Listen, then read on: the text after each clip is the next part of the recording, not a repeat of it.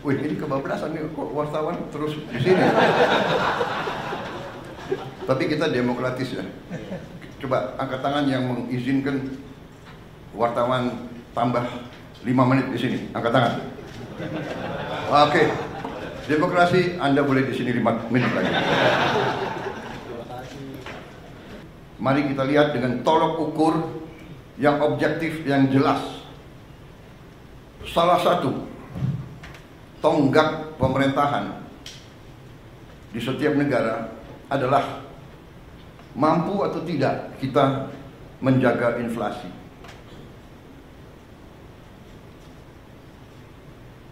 Inflasi kita salah satu terendah di dunia, mungkin di antara 5 negara yang terendah di dunia. Mungkin inflasi yang lebih rendah dari kita mungkin Tiongkok ya, Mendagri. Ini prestasi. Dan saya harus katakan, jujur ini,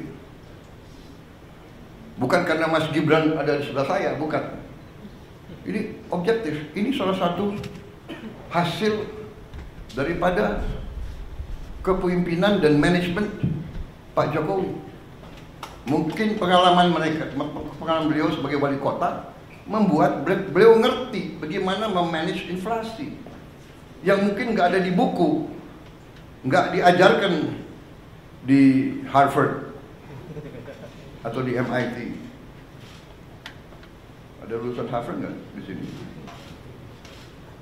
Saya tidak. Saya sangat kagum sama Harvard. Saya ingin masuk dulu, nggak bisa masuk. Bisa masuknya ke toko bukunya aja. Yang penting Harvard. Wih, ini kebablasan nih, kok wartawan terus di sini. Tapi kita demokratis ya. Coba angkat tangan yang mengizinkan wartawan tambah 5 menit di sini. Angkat tangan. Oke. Demokrasi, Anda boleh di sini 5 menit lagi. Nggak apa-apa, karena ini sesuatu yang baik ya, bahwa saya sebagai, bisa dikatakan saya adalah di sini apa ya, sebagai manajer tim ya. Loh, kalau tim saya berhasil ya saya harus muji dong, benar nggak? Nggak apa-apa. Saya merasa teamwork kita bagus.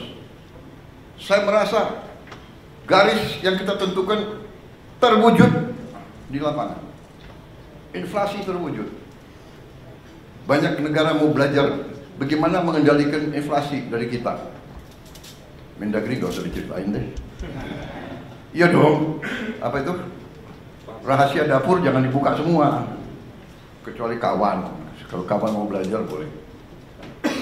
Saudara-saudara, yang kedua, tolok ukur yang bisa dirasakan, yang saya rasakan juga.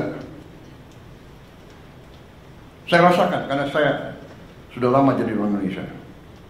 Dan saya waktu anak kecil, orang tua saya Menteri Perdagangan. Jadi saya lihat bagaimana setiap lebaran, setiap akhir tahun, orang tua saya tegang. Pak Mitro hitung, kumpulin setiap item, dicek. Sampai Pak Mitro pernah di Tanjung Priok, di dermaga nungguin kapal. Pemerintah waktu itu mau intervensi karena krisis pangan, harga-harga juga menjulang, sehingga pemerintah intervensi. Pemerintah bertindak, menjamin di hari-hari kritis bahan-bahan tersedia. Dan sekarang pemerintah yang saya pimpin, saudara-saudara, berhasil menjaga stabilitas harga pangan di saat-saat yang selalu harga pangan kurang bisa dikendalikan. Akhir tahun, Natal, akhir tahun, dan Lebaran. Alhamdulillah, akhir tahun, Natal, dan Lebaran tahun ini, di masa pemerintahan kita, harga-harga aman, stok pangan tersedia. Ini pekerjaan saudara-saudara sekalian. Yang di lapangan kalian, yang ngecek harga kalian. Mudik berjalan dengan lancar. Saya dapat laporan mudik kita adalah sekarang terbaik sepanjang sejarah. Angka kecelakaan terendah sepanjang sejarah, turun 30%. Dan meningkat yang mudik, lebih besar dari tahun yang lalu. Ada kelompok-kelompok negatif ya, mudiknya berkurang. Kalau lancar dibilang mudiknya berkurang. Tidak, lancar karena pengendaliannya lancar. Dan ada keberanian ambil keputusan oleh menteri-menteri kita, oleh Kapolri, oleh Panglima TNI, oleh Menteri Perhubungan, memberi saran kepada saya, Pak, bisa nggak kita laksanakan work from everywhere? Ini baru juga ini saya kira. Di dunia ada work from everywhere. Orang Indonesia kalau kreatif boleh juga. Jadi mereka pulang sudah jauh sebelum libur. Kalau itu Indonesia semangat itu. Pulang sebelum libur. Tapi ini ya, ini keberanian ambil keputusan. Saya bilang, oke, saya ambil tanggung jawab, silakan. Jadi ini tolok ukur tonggak yang bisa dirasakan. Belum lagi masalah-masalah sekian puluh tahun yang lalu.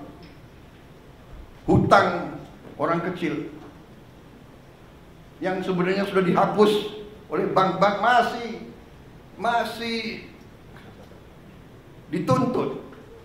Jutaan petani kita, jutaan rakyat kecil kita tidak bisa pinjam lagi, terpaksa dia pinjam dari rentenir, dari pinjol, pinjaman online, rentenir yang gila, bunganya harian, luar biasa. Kita hapus, kita ambil tindakan-tindakan yang harus kita ambil dengan beberapa risiko. Tetap dalam kerangka pengendalian APBN yang prudent. Kita disiplin kepada diri kita sendiri. Kita menjaga bahwa kita pelihara defisit kita tetap 2,5% dari GDP kita.